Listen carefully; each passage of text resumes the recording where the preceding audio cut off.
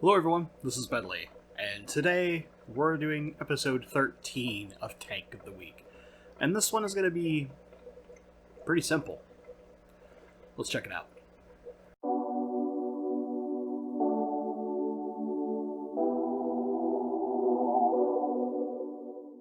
So here we are looking at the Melanotaenia Bowmani tank. So that's Bowman. I just probably pronounce it terribly for its scientific, but they're named after Ron Bowman. And look, the boys are finally coming up front. They've been really shy with the camera here. And you can see this is super simple. This is where I raise them up. There's not a lot of them. I've got the two boys, and that's pretty much it these days. I had a female, but I unfortunately lost her. It looked like, from what I could tell, like she might have choked on something, like a snail, or like tried to eat a baby snail thinking it was food. I'm not really sure. And it sucks because I'm not sure, because I'd rather know that I did something wrong, but like the boys were perfectly fine the day before. She was perfectly fine. The morning she was perfectly fine. That night I come home and I'm looking for her while I was eating dinner very, very late, kind of watching the tail end of my lights on my fish. And I noticed I only saw the two boys, and then I went looking for the female and found her. And it just sucked because this is a not very common species. And you can see the tank's super simple. It's bare bottom. There's a couple bags of media. There's a whole bunch of bulbitis in here, and then a little bit of like Java moss mixed in with the bulbitis. So eventually I got to pull that out and do all that. And then it's just a simple sponge filter, a heater laying down in the back on the glass. Nothing too crazy. This tank is a little bit bigger version of what you guys normally see in my grow out room. So this one is, I think it's like 19 gallons with how its dimensions are set up. It's kind of weird. It's 2 foot front to back, or as we're looking at it, technically it's left to right. And then 18 inches for, as far as we're concerned, our front to back right now, but normally would be the front facing portion of the tank.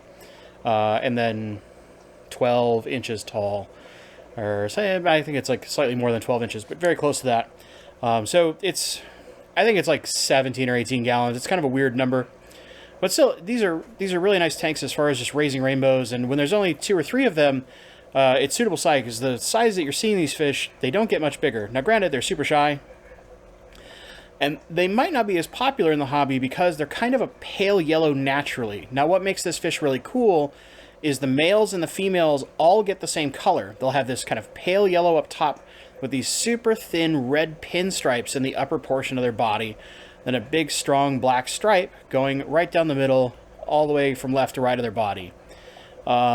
Really just kind of a simple fish in the grand scheme of things, but I really appreciate their kind of subtle color. They're one of those things where like you sit and you watch them, and as you see them move, you see that yellow pop as light reflects off of it, and it just becomes a little more appreciable. It's one of those things that like the camera doesn't show well, but your eyes do. And I think the more that us like big time rainbow nerds find these more subtle fish, we tend to appreciate them even more at times, because it's something that the average person might not like look and be like, oh, that's kind of a dull. Is that a female? And it's like, no, that's an entirely different species. It's not even a, most people can confuse these with like bad Bowmani as opposed to a Bowmani. So, it's little like niche things like that. But this tank's super simple. And the reason why we're doing this as Tank of the Week, this is the last time this tank's probably going to ever be on camera. These boys, without the girl here, I was trying to get them to spawn in the bulbitis.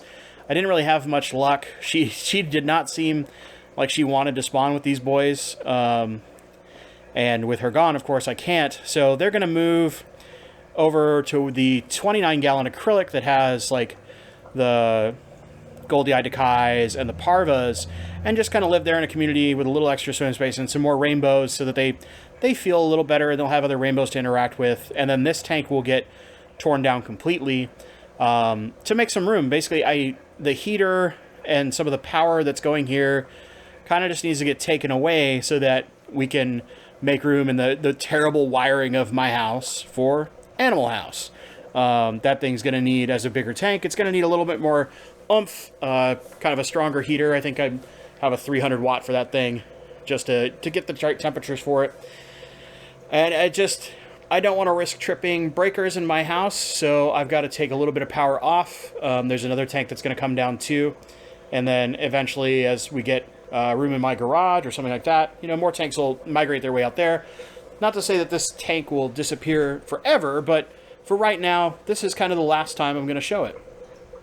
So there you go. You can see the one boy on the right-hand side there is just kind of hanging out. He's the less dominant of the two. He's a little bit smaller.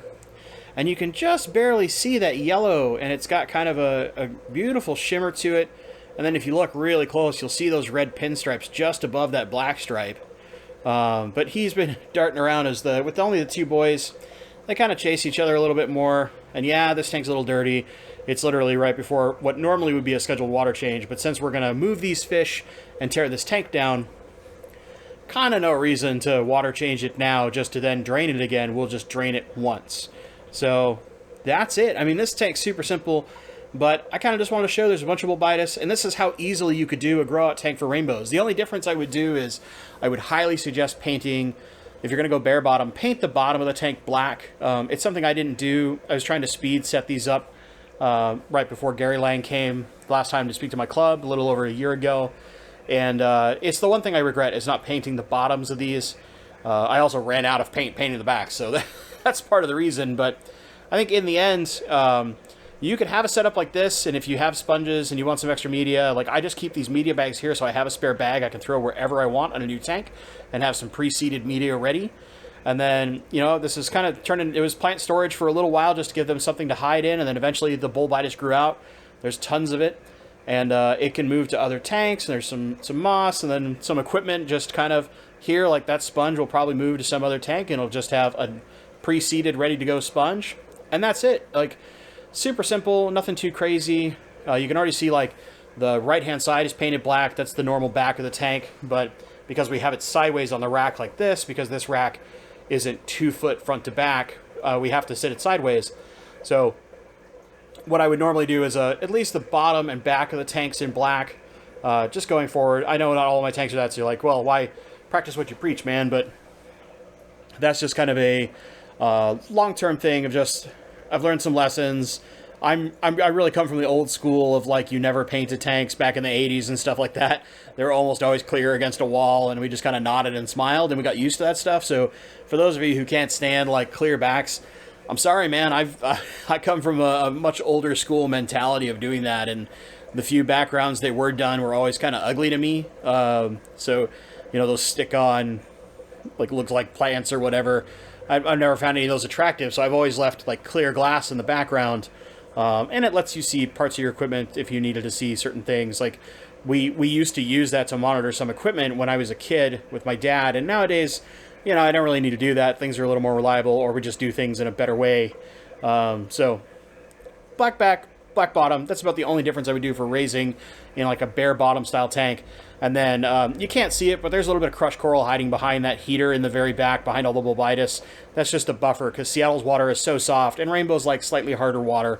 And I'd like something like 100 TDS is perfectly fine, but they can take way harder than that. They can go between 7.2 and 8 pH. Pretty easily, although you want to target like 7.4 if you can. So with that all being said, let's bounce back to my face and we'll finish this video out. Well, there you go, guys. There is a look into, well, I guess the last look into where I raised the Melanotaenia Bowmani.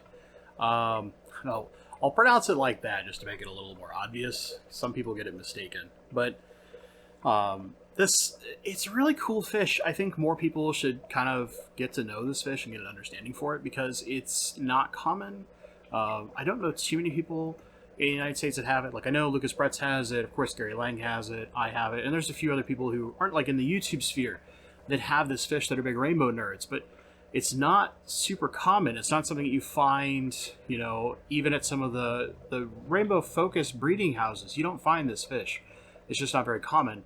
And I think part of it is it's not the big bodacious colors that we're used to in a lot of the popular rainbows, like Bowmani, turquoise, the Chalatherina aleni, you know, all those kind of like bright, obvious fish.